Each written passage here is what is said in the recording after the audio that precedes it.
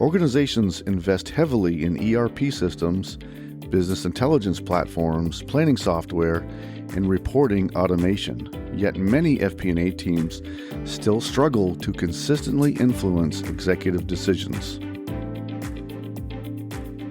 The reason usually isn't technical capability. It's because many organizations train FP&A professionals almost exclusively on processes and software instead of developing strategic thinking, communication, executive presence, and business partnership. Today's episode focuses on how finance leaders can intentionally build an FP&A training program that develops individual talent while simultaneously increasing the effectiveness of the entire finance organization. Please enjoy the episode. Welcome to the Finance Leader Podcast, where leadership is bigger than the numbers. I am your host, Stephen McLean. This is the podcast for developing leaders in finance and accounting. Please consider following me on Twitter, Facebook, Instagram, and LinkedIn. My usernames and the links are in this episode's show notes. You can also follow Finance Leader Academy on LinkedIn. Thank you. This is episode number 157, and I'll be talking about developing a training plan for the FP&A team, and I'll highlight the following topics. Number 1, why FP&A needs a formal development plan. Number 2, our goal is to develop strategic business partners. Number 3, creating a culture of continuous improvement. And 4, measuring training success. Leonardo da Vinci said, "Learning never exhausts the mind." I love learning and I love training. It definitely comes from my military roots of becoming better at your job, always improving. But of course, I have also worked in corporate FP&A, where the daily and ongoing challenge is to find the time to train and to develop. Well, this is where leadership steps in to make it a priority, to ensure that training and development, both individual time and team training, is built into the weekly schedule, that we commit to it because this is what leaders do. We improve our people. I cannot stress this enough. One of our most important responsibilities as leaders is to grow other leaders. Build that concept into your own set of values. Last week, I shared episode number 156, SWOT Analysis for a Competitive Strategic Advantage.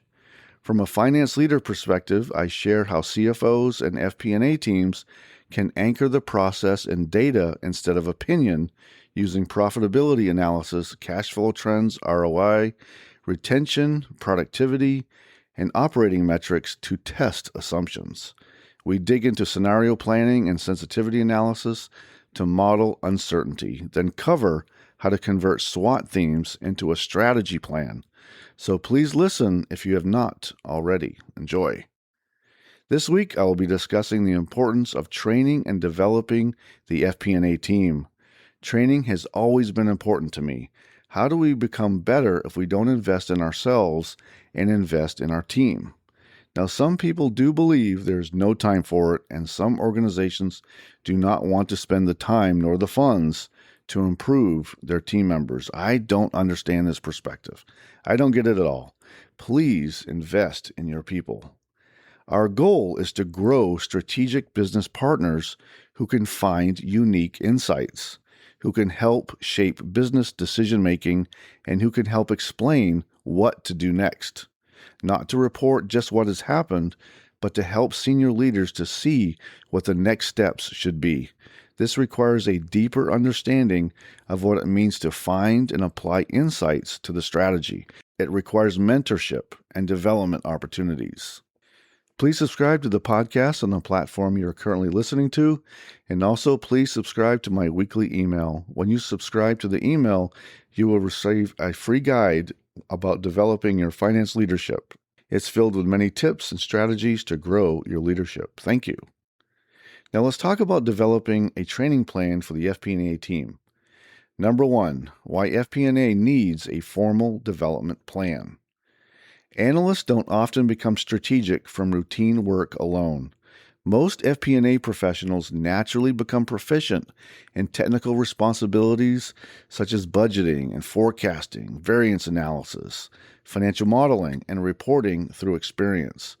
While these skills are essential, they primarily focus on producing accurate financial information rather than influencing business decisions. Becoming a strategic finance partner requires deliberate development in areas such as business acumen, critical thinking, executive communication, financial storytelling, stakeholder management, leadership, and decision support. Without a structured development plan, individuals often remain highly skilled analysts but struggle to translate their analysis into actionable recommendations that shape organizational strategy. A formal development plan also ensures that learning aligns with the organization's long-term strategic objectives instead of occurring in an ad hoc manner. As business environments become increasingly dynamic, FP&A professionals must continuously expand their understanding of market trends and competitive forces, operational drivers, emerging technologies, and also artificial intelligence. A structured plan identifies competency gaps, establishes measurable development goals, and provides targeted learning opportunities that prepare finance professionals for greater responsibility. Rather than reacting to immediate business needs, the team proactively builds the knowledge and capabilities required to support future growth, strategic initiatives, and increasingly complex business decisions. Developing strategic FP&A capabilities also requires consistent exposure to cross-functional collaboration and executive-level interactions, which are rarely acquired through technical training alone.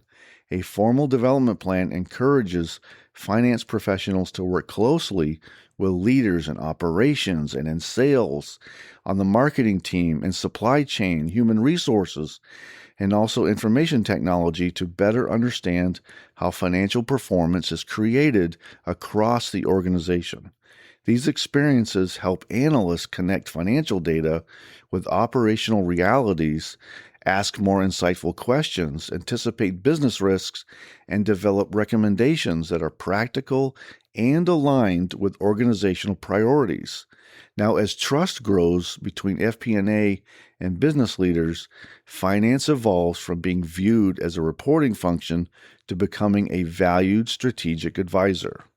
Number 2, our goal is to develop strategic business partners. The ultimate objective of FP&A development is not to produce better analysts. It is to develop finance professionals who are trusted advisors that consistently improve the quality of business decisions.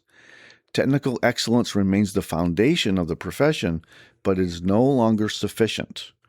Organizations derive the greatest value from FP&A when analysts understand the business as well as they understand the financial statements, anticipate challenges before they occur, and influence leaders through sound judgment and practical recommendations. Developing these capabilities requires intentional experiences that extend far beyond traditional finance training.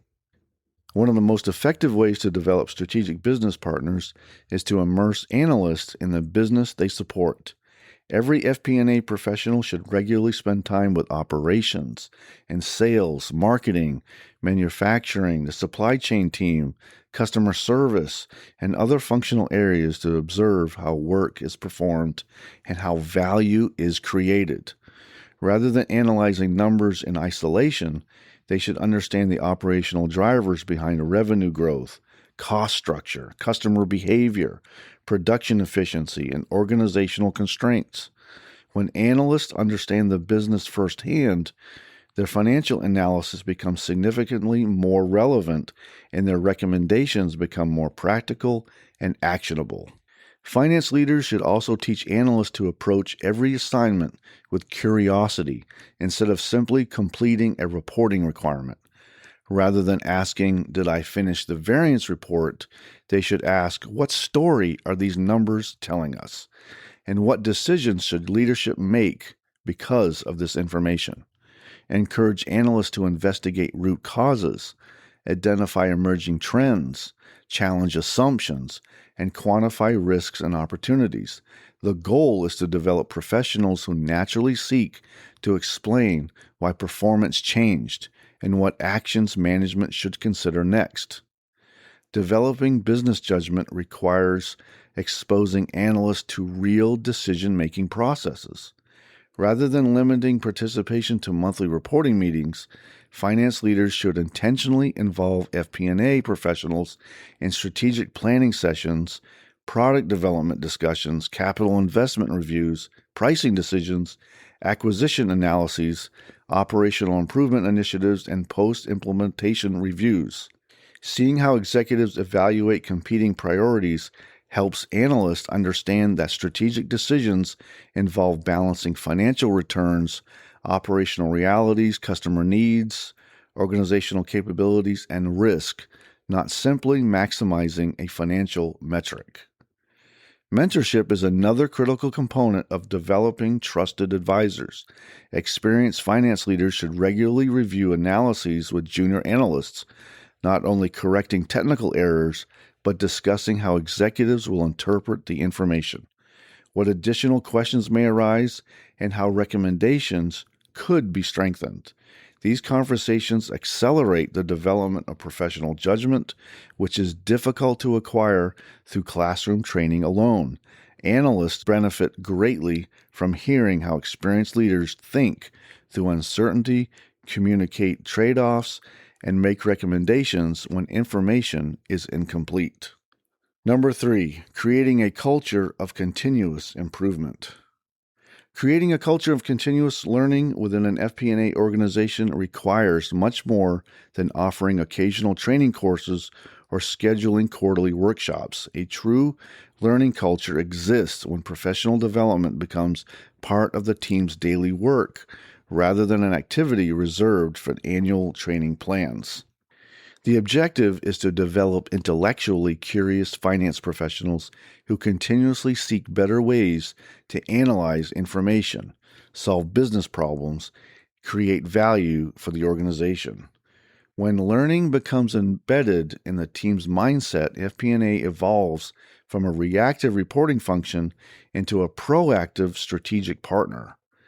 Finance leadership must establish the expectation that learning is part of every analyst's job description. Too often, development is viewed as something employees do only when time permits. Instead, leaders should explicitly communicate that improving technical skills, business knowledge, communication, leadership, and strategic thinking is a core responsibility. This expectation should be reflected in performance evaluations, promotion criteria, and career development discussions. Analysts should understand that career advancement depends not only on producing accurate work, but also on demonstrating continuous growth and expanding their ability to influence organizational decisions. One of the most effective ways to reinforce continuous learning is through regular knowledge sharing within the FP&A team. Every team member develops unique expertise through projects, stakeholder interactions, or external training. So creating recurring opportunities for analysts to teach one another transforms individual learning into organizational capability. Monthly learning sessions might include demonstrations of new forecasting techniques, lessons learned from recent budget cycles, presentations on emerging industry trends, or discussions of how artificial intelligence was used to improve a recent analysis. Teaching others reinforces the presenter's own understanding while exposing the entire team to new ideas. Finance leaders should also normalize experimentation. Analysts should be encouraged to test new forecasting approaches, visualization techniques, automation opportunities, AI prompts, dashboard designs, and analytical methodologies without fear of criticism if an experiment does not produce the expected result. Organizations that reward thoughtful experimentations often discover significant improvements in efficiency and insight generation because employees become comfortable challenging existing processes rather than simply following established routines. A culture that values innovation encourages analysts to ask, is there a better way to do this, instead of accepting current practices as permanent? Number 4, Measuring training success. The effectiveness of an FP&A training program should never be measured solely by the number of courses completed or certifications earned.